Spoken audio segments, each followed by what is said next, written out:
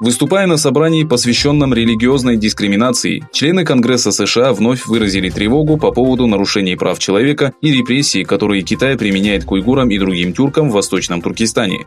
Выступая на программе, в которой приняли участие многие члены Конгресса, такие как республиканец Крис Смит, глава уйгурского движения Рушан Аббас подчеркнула, что Китай содержит в тюрьмах и лагерях миллионы уйгуров и других тюрков, игнорируя все их права, в том числе и свободу вероисповедания.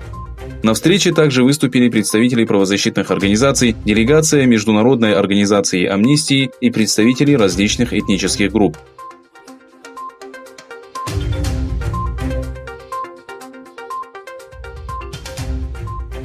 Китайский поэт из района Шандунь, исповедующий ислам, был задержан после публикации комментария о концентрационных лагерях, построенных китайскими властями в Восточном Туркестане и тотальном контроле общества.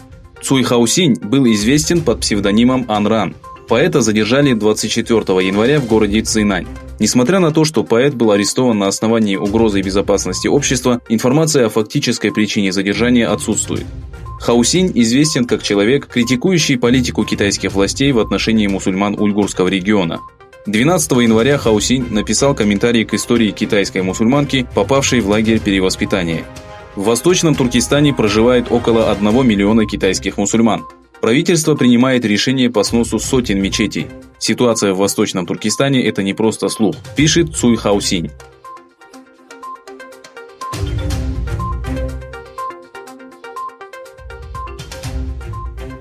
В общей сложности 60 миллионов китайцев находятся в зоне карантина в связи с эпидемией коронавируса. Китайская армия окружила город Ухань. После появления сообщения о том, что военные открыли огонь по жителям города, попытавшимся выбраться из очага заражения, специалисты заявили, что администрация Пекина решила уничтожить Ухань. С другой стороны, правительство Китая сообщило, что число смертей увеличилось до 132, а количество заражений достигло 4515. Новый тип коронавируса, который появился в Ухане в декабре прошлого года и известный как загадочная болезнь, поскольку его происхождение неизвестно, был обнаружен в более чем 10 странах, основная часть из которых расположена в Азии. Согласно новостям Хабер Нида, уничтожение города Ухань, где был введен комендантский час, стоит на повестке дня. Из видеозаписей китайских новостных агентств видно, что на улицах города никого нет.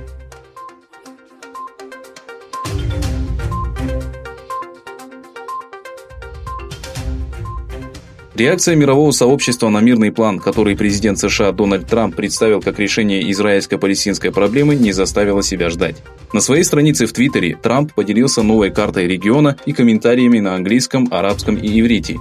Примечательно, что на карте, предложенной Трампом, Палестине выделен небольшой участок земли к востоку от Иерусалима, и имеется статья, согласно которой мусульмане не смогут посещать мечеть Аль-Акса без специального разрешения. Предложение президента США осудили Турция, представители Палестины, Иордании, стран Евросоюза и ООН. Министерство иностранных дел Турции заявило, что так называемый мирный план Трампа ничего не решит, и подчеркнуло, что палестинский народ и его земли нельзя купить за деньги.